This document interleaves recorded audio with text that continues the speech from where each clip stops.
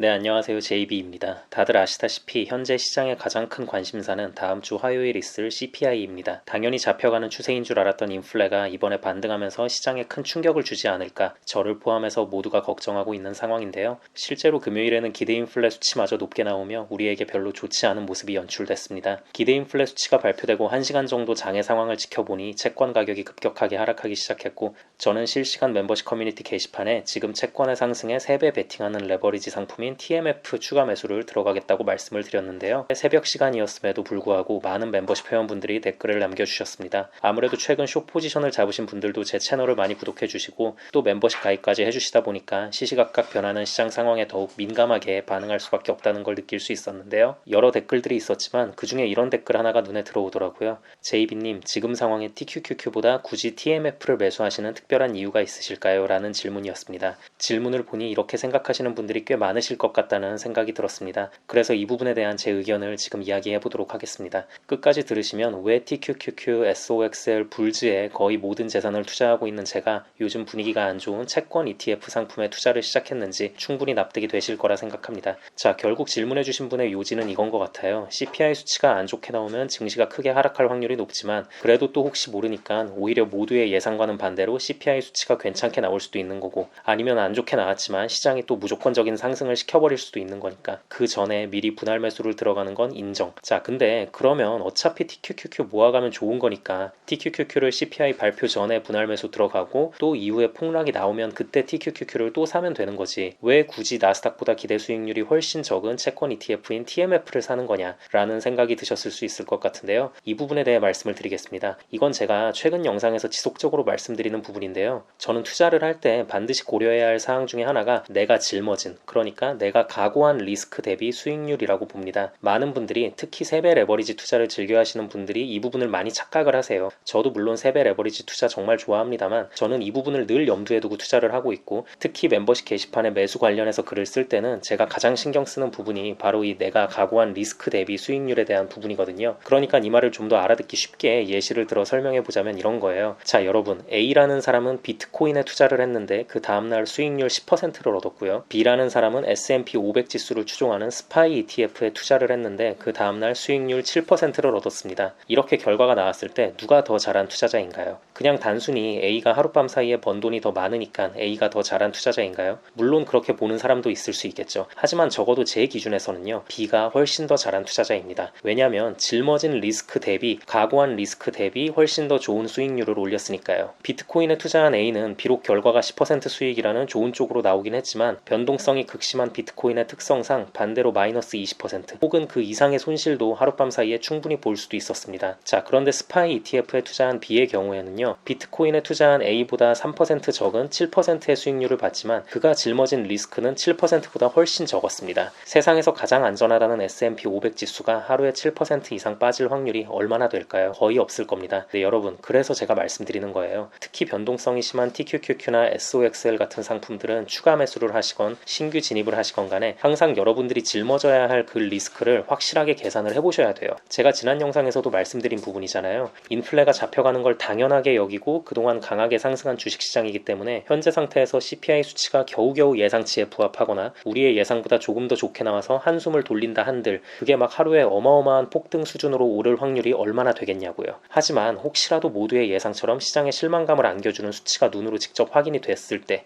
내려갈 수 있는 주가의 하락폭은 어디까지일지 우리가 감히 예상하기 힘듭니다. 이 두 가지 경우의 수가 짊어져야 하는 리스크 대비 얻을 수 있는 이익을 봤을 때 과연 어떤 게 더 이득이냐는 거죠. 이렇기 때문에 저는 3배 상품 투자자라면 늘 돌아가는 거시 경제 상황을 잘 캐치하고 추매를 함에 있어서도 리스크 대비 수익률을 반드시 생각해야 한다고 보는 입장이고요. 자, 그럼 이렇게 말하는 분들 계실 수 있어요. TMF는 그럼 괜찮냐? 이것도 솔직히 위험한 3배짜리 상품 아니냐? 아무리 채권이 주식보다 훨씬 더 안전자산이라고는 하지만 CPI 안 좋게 나오면 채권 쪽도 날아갈 게 뻔한데 그럴 바엔 차라리 그냥 화끈하게 TQQQ 리스크 감당 감당하는 게 더 낫지 않냐고 생각하실 분들을 위해서 제가 말씀드릴게요. 네, 맞아요. CPI 지수 안 좋게 나오면 채권도 나락갈 확률이 매우 높습니다. 오히려 채권 쪽은 별다른 변수가 없이 정직하게 움직이는 걸로 유명하기 때문에 다음 주 화요일 CPI 발표는 채권 시장에 대한 심판대의 역할이 더 클지도 모릅니다. 자, 그런데요. 그걸 감안하더라도요. 적어도 TQQQ나 SOXL이 감당해야 할 위험 리스크보다는 훨씬 적습니다. 잘 됐을 때 보상도 당연히 더 적을 수 있지만 반대로 잘 안 풀렸을 경우에 하락폭도 훨씬 더 적을 거라고 봅니다. 자, 일단 최근 채권이 계속 하락세였어요. 나스닥은 요 며칠 하락세긴 했지만 그래도 짧은 시간 동안 오른 게 워낙 컸잖아요. 그래서 하락했어도 차트상으로 보면 딱히 티도 안 나죠. TQQQ 주가 기준으로 가장 최근 저점인 작년 12월 28일 16.1달러에 비해서 지금 23.8달러니까 여전히 그 폭이 상당히 오른 상황이고요. SOXL도 같은 날 8.7이었던 주가 대비 현재 15.8이니까 여전히 엄청나게 올라 있는 상황입니다.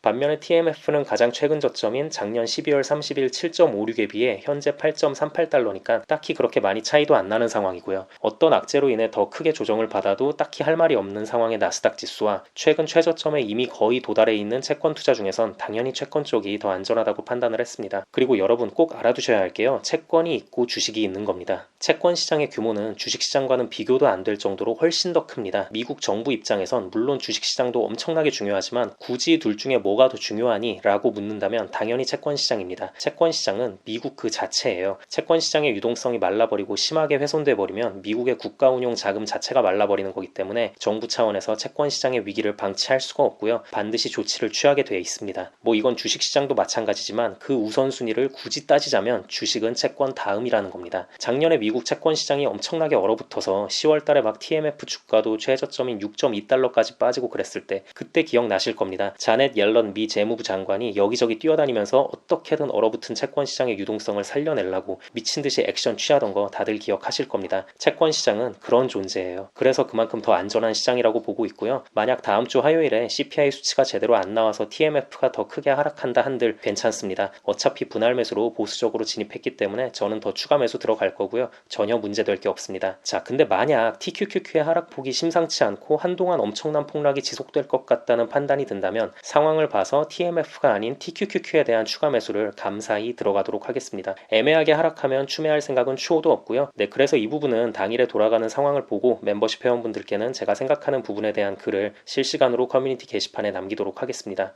그리고 멤버십 회원분들께 한 가지 양해 말씀을 좀 드리자면요. 어제 제가 멤버십 전용 영상으로 올렸던 미국의 부채 한도 증액과 관련한 내용을 오늘 영상에서 TMF의 투자 이유와 연관지어서 설명을 드리려고 했는데요. 지금 말하다 보니까 제 예상보다 영상이 이미 너무 길어져 버려서 그 부분은 추후 다른 영상에서 언급해 드리도록 하겠습니다. 양해 부탁드립니다. 네, 그럼 오늘 영상은 여기까지 하도록 하고요. 오늘도 새롭게 멤버십 가입해 주신 분들이 많이 계셔서 감사 인사드리고 마무리하도록 하겠습니다. 이민동님 맥도날드 멤버십 가입 감사드립니다. 소희 유아추억님 맥도날드 멤버십 가입 감사드립니다. 조대감님 맥도날드 멤버십 가입 감사드립니다. 마룬님 맥도날드 멤버십 가입 감사드립니다. 손성일님 맥도날드 멤버십 가입 감사드립니다. 나이스님 맥도날드 멤버십으로 업그레이드 감사드립니다. 함께TV님 스타벅스 멤버십 가입 감사드립니다. 송문디님 스타벅스 멤버십 가입 감사드립니다. 장시훈님 스타벅스 멤버십 가입 감사드립니다. HJ님 스타벅스 멤버십 가입 감사드립니다. 드램님 스타벅스 멤버십 가입 감사드립니다. 박고민님 스타벅스 멤버십으로 업그레이드 감사드립니다. 브루스님 스타벅스 멤버십 가입 감사드립니다. MH님 스타벅스 멤버십 가입 감사드립니다. 까망님 스타벅스 멤버십 가입 감사드립니다. 호두마루님 스타벅스 멤버십 가입 감사드립니다. 손윤진님 스타벅스 멤버십 가입 감사드립니다. 앨리스님 스타벅스 멤버십 가입 감사드립니다. 가자가자님 스타벅스 멤버십 가입 감사드립니다. KJH님 스타벅스 멤버십 가입 감사드립니다. KY님 스타벅스 멤버십 가입 감사드립니다. DKTJ0611님 스타벅스 멤버십 가입 감사드립니다. 성경모님 스타벅스 멤버십 가입 감사드립니다. 작은선님 스타벅스 멤버십 가입 감사드립니다. 점님 코카콜라 멤버십 가입 감사드립니다. 스마일님 스타벅스 멤버십 가입 감사드립니다. 구슬이님 스타벅스 멤버십 가입 감사드립니다. 과수원님 스타벅스 멤버십 가입 감사드립니다. 서성환님 스타벅스 멤버십으로 업그레이드 감사드립니다. 임수진님 스타벅스 멤버십 가입 감사드립니다. 멤버십 가입을 해주신 모든 분들께 깊은 감사드립니다. 멤버십 가입을 하시면 제가 조회수에 신경 쓰지 않고 좀 더 편하게 이런저런 시장 상황에 대해 말하는 영상들을 보실 수 있고요. 스타벅스 멤버십 이상부터는 제가 커뮤니티 게시판에 그때그때 중요한 사안들이 있을 때 실시간으로 올리는 글들을 보실 수 있으니 많은 관심 부탁드립니다. 그리고 마지막으로 귀한 시간 내어 제 영상을 봐주시고 응원의 댓글까지 남겨주시는 모든 구독자분들께도 깊은 감사드립니다.